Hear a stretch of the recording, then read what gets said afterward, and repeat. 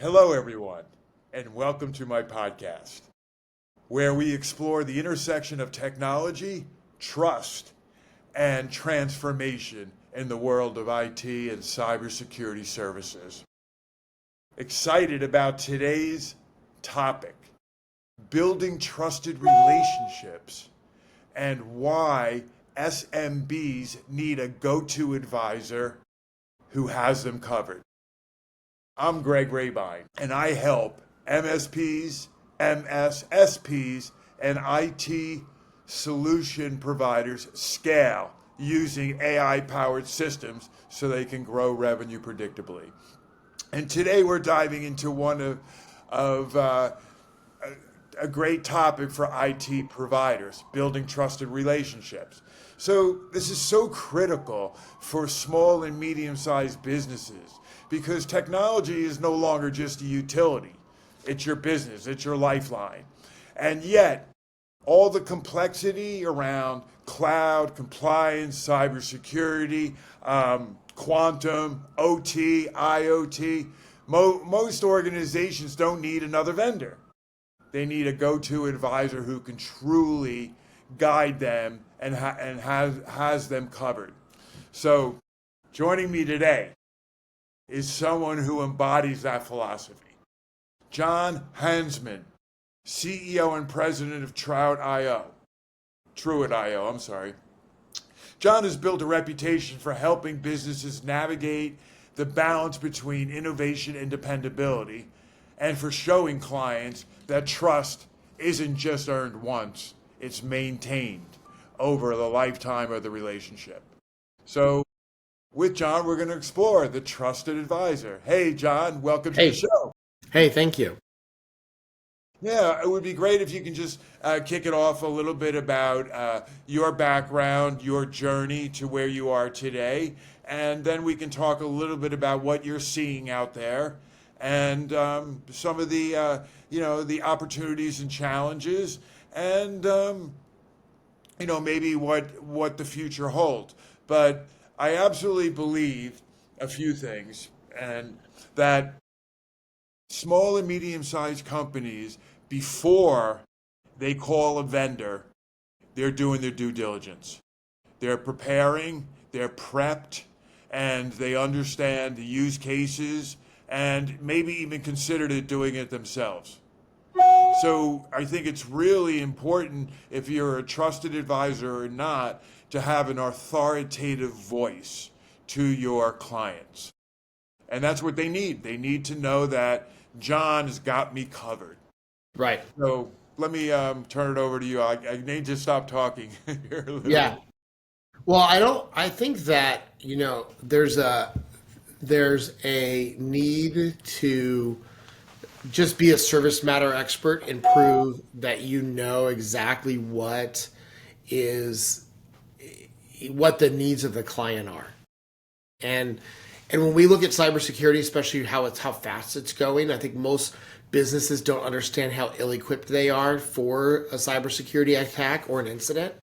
And I don't know, don't know if I want to disagree with you in your own podcast, but I don't know that most business owners have done due diligence. Most of them have a problem that they need to solve, and they're just trying to get that one problem solved a lot of the time.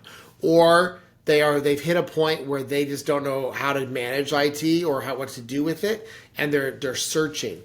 And I think the biggest challenge that we face in our industry is there's a lot of clients who don't understand the cost of good IT management, good cybersecurity. So they will go to the cheap guy in town, and the cheap guy in town will just give them a big hype about how affordable he is, and then they end up getting hacked a year later because he was just looking for the business. He wasn't really looking to take care of them. And I think that's where, if someone is looking for a really good relationship, they want to start with somebody that they can trust to walk them through why they need what they need. And I used to be in the philosophy when I first started at being an MSP of just walking in, doing a quick quote, counting up some computers and giving them a generic number.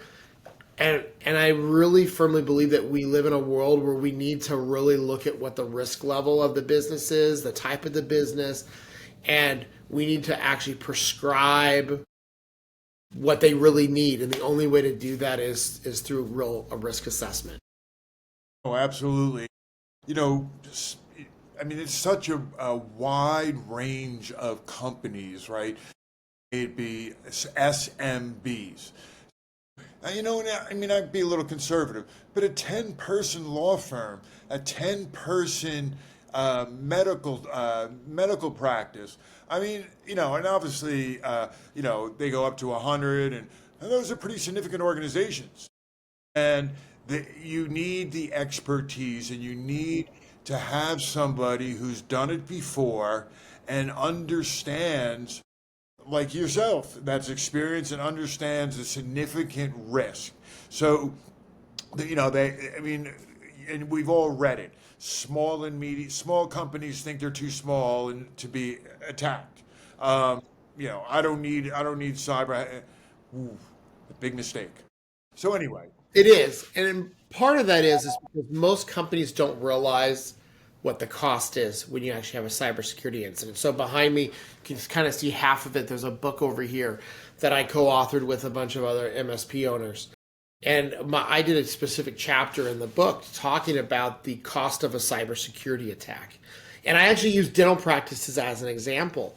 And most people don't realize how much money a dental practice or medical practice would lose if it can't serve patients in a day. And while you may be able to get caught up over time, you're talking about having to pay employees while you still have, while you're down, while you're not collecting money. You still have to make payroll. You still have to do all those things.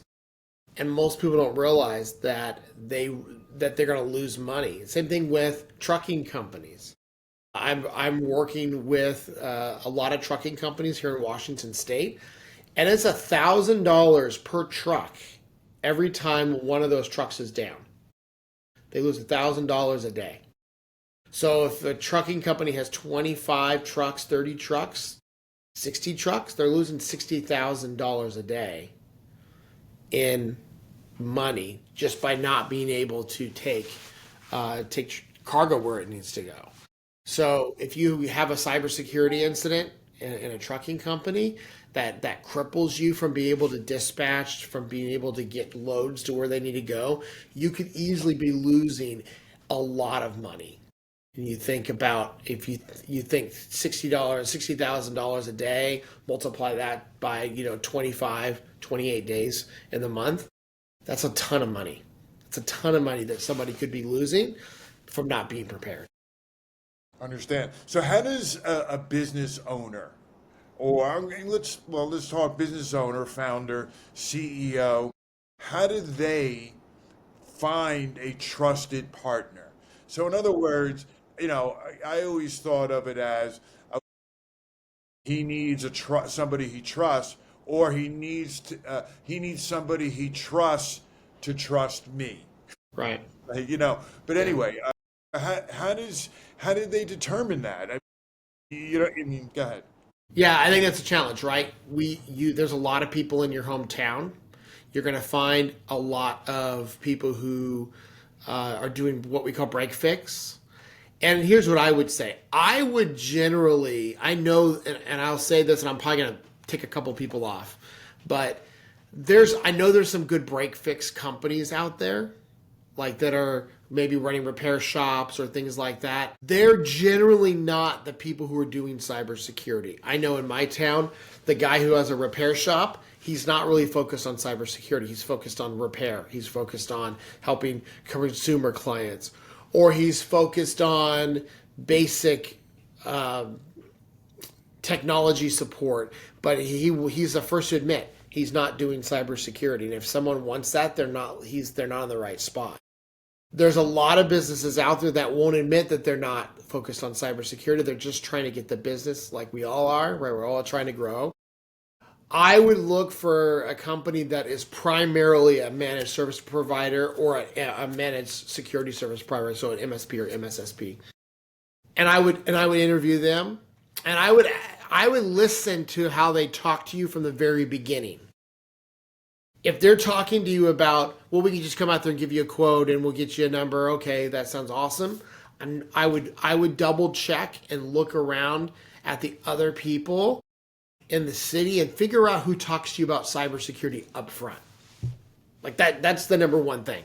If they're not talking about cybersecurity up front and they're not asking you a bunch of questions about your environment, that shows that they're interested in your cybersecurity, they're probably not focused on it themselves. Right. So I would put a lot of emphasis in looking for a partner who is asking questions like, hey, are you doing cybersecurity training? Is your email monitored? Those types of questions to determine whether they are a good fit or not. Well, and today, everything is remote and virtual. So, you can look for a solutions provider almost, Anyway, regionally. yeah. And Or the reality is that I'm located in Washington State. I serve all of Washington State, but I only have two physical offices, if you will. I can get technicians anywhere. I can, because really what I need is somebody to push buttons for me in a location, in a rare emergency. And so for me, it's not really having a local person there that is part of our company that's always necessary. So you can go with a non-local company if you want and find one that's a really good fit. That's definitely a possibility, especially if you're a business that's larger and maybe has multiple locations. That might be a really great fit. It just depends on how, like, if it's really valuable that you have somebody down the streets that you want to see regularly, that's, it gets interesting. Like, that's not in the world we live in. It's not necessary anymore because I can get to you faster from a remote session and get your problem fixed and get you back on the on the road per se. well, I think and then it comes back to how do I develop that trusted relationship with you, John? I know it's not a trick question. No, Yeah, it's a hard question. I So, think it's regular meetings. And here's one of the things that I'm working on in my business and I'm working on growing is meeting with my customers just more frequently. okay, understand. So a lot of times the customer will meet you when there's a problem, or Right, you see them on site when there's a problem. right. I have a customer coming to my office right after this podcast recording to meet with me, and we're going to go over their IT. We're going to talk about AI. We're going to talk in general about their growth strategy for the next year, and we're going to have conversations about where's their business going and how Truett can support them. I think that's the value of relationship, is having somebody who's not just fixing your IT, they're not just protecting your computers, but they're thoroughly interested in your business and its growth and its strategy and helping you navigate all of that.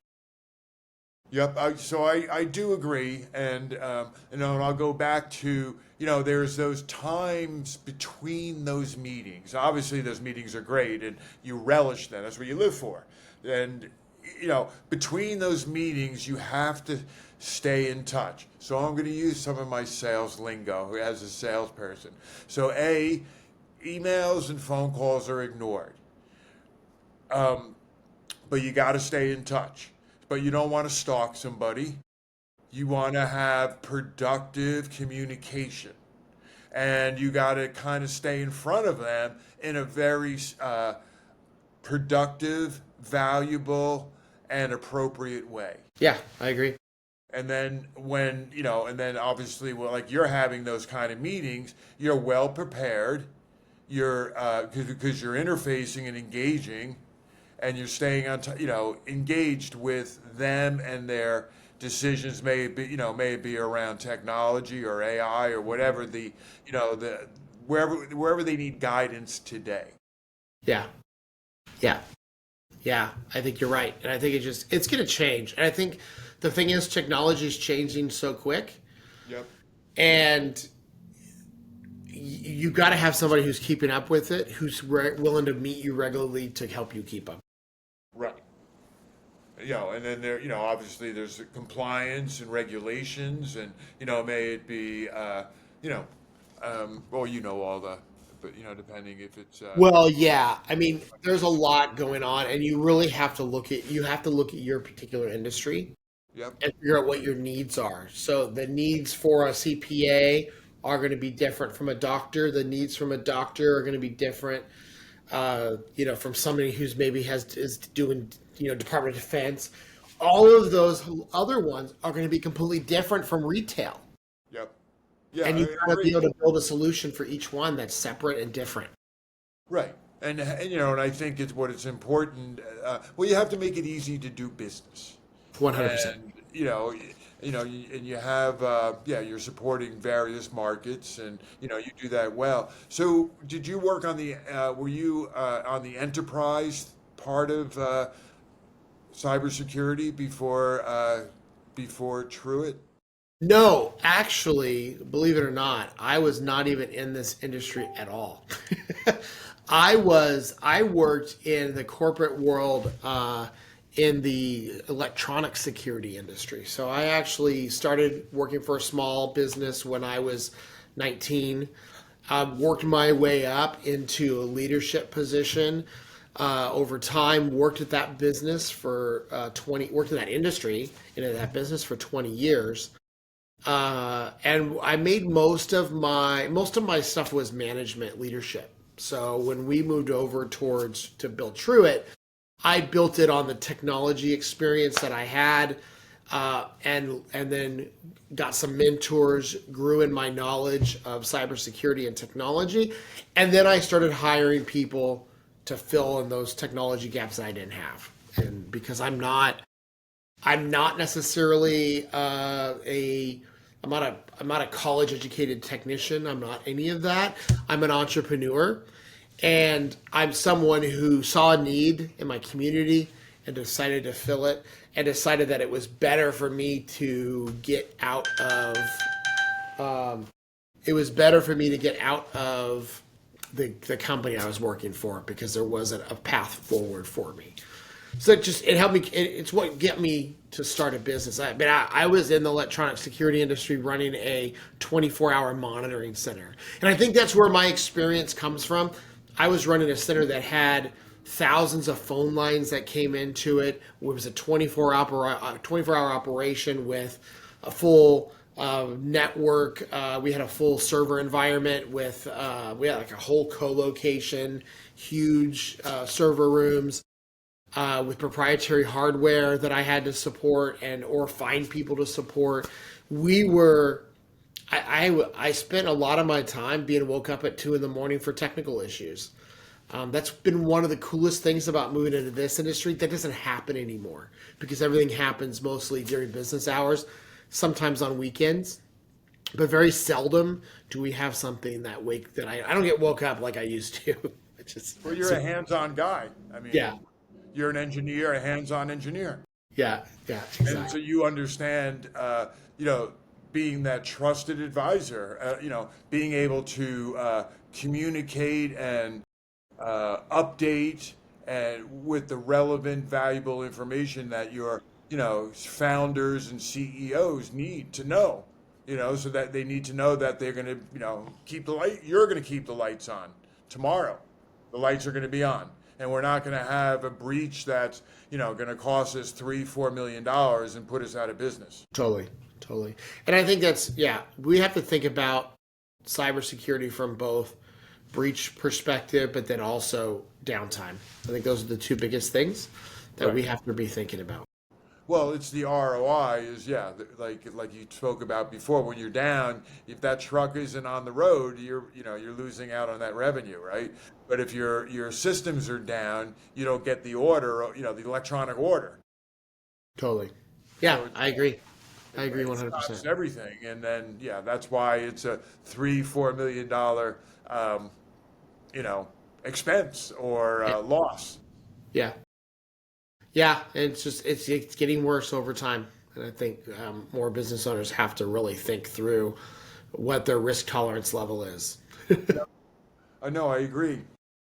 So, I guess what it would be great to learn a little about the culture that you have at Truett that reinforces accountability and empathy and follow through, so that trust extends from you all the way to, to your client. Yeah, well, I'm fortunate in the sense that I'm small. So we're a small team of five. So it's a little bit different from in my previous environment where I worked and had a larger team of 25 when I was managing that company. And I think one of the philosophies that my wife and I hold, we hold people with open arms. And here's what I mean by that. Like, I recognize that not everyone that works for us is going to be a 20-year employee of, or whatever. The average turnaround time of an employee now is 1 to 2 years. Now, most of mine have been with me 3 to 5 because our company's younger.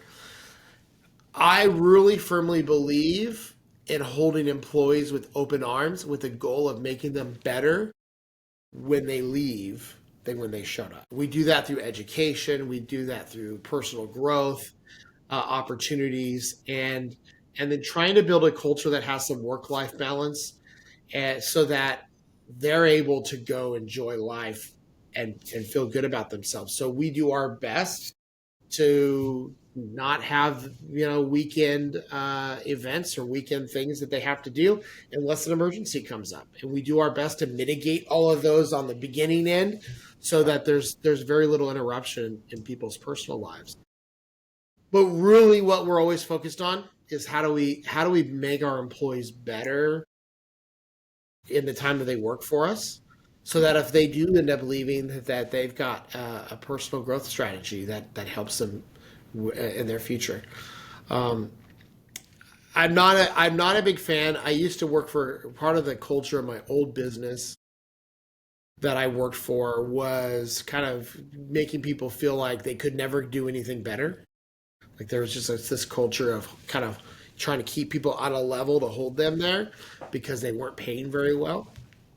And um, listening to both, even my wife coming from just different environments from previous employers, we just came in and said, this is how we're going to be. We're going to be open armed people.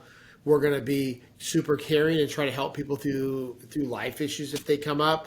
And we're going to make sure that we help people grow into a better person when they're working for us than when they came initially. And if they end up leaving, especially if they leave when they leave under good terms, we're going to help them and just be those types of people. I mean, that's really great. I mean, you're very sincere and genuine, and I love that. I love what you talk about there, and and that builds, and that's why you're providing your customers great service. I mean, that's part of it. It really does, impact everything. So that's Absolutely. really great stuff. But anyway, so I guess even for me, as a salesperson. When I went to an interview, and I was a cybersecurity salesperson, if I went to an interview, I would talk about my trusted advisor relationships. Not that it was an interview, not a lot of it was super accurate, but that's always something that I relished, right? That an executive managing director or executive director was, holding, my I guess my content, my value in high regard. It's not easy to get there. I mean, certainly in the days of things that have transitioned from face to face, then Yeah, COVID, now everything's remote, makes it more difficult. So I'm absolutely. sure you remember the days. I'd go to a big company that I supported, and you'd go have your appointment, and you'd wait in the lobby. Your appointment was 11 o'clock. You went to their office. Afterwards, they'd be like, okay, goodbye. So then you could walk down the hall and say hello to other people.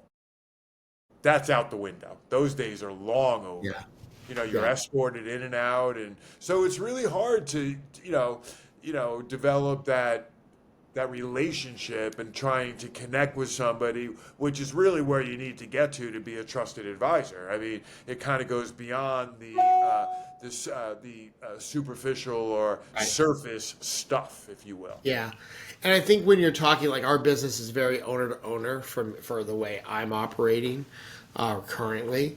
So there's a lot of helping owners understand it. I'm in the grind too. I'm thinking about money just like you are. I'm thinking about the bottom line just like you are. I'm doing the same stuff. And one of the things that's happened with us a number of times is we've had some situations where we've noticed things that were important for the owner to know. And I would call them on the phone and say, hey, we're noticing this activity from this employee. I just want to give you a heads up. And they're always appreciative that we're looking out for them and we're a strategic partner with another company. We're all trying to grow. We're all trying to get better. And having a partner who's invested, knowing like if one of my customers get better and they grow, I grow. If they add more employees, I make more money. If they get more profit because of the things that I'm helping them do, it's a big win for me because that relationship will continue and move on from into the future. Yeah, no, I agree. I mean, that's just where we all want to get to, and really what's necessary.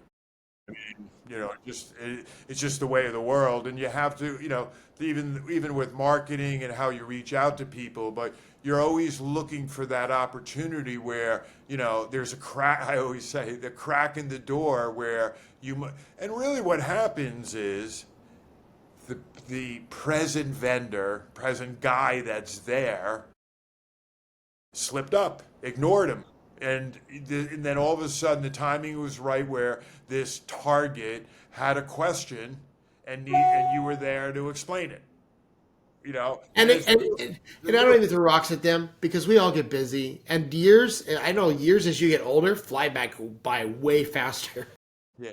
And it's really easy to look back and get busy and be like, man, I haven't talked to this person in a while, which is one of the reasons why we're really hammering in this next year on just meeting with our clients regularly and having more touch points so that they have an outlet to be able to ask questions, to be able to look towards the future, to say, hey, this is what we're looking for from you, and have those good conversations. Yeah.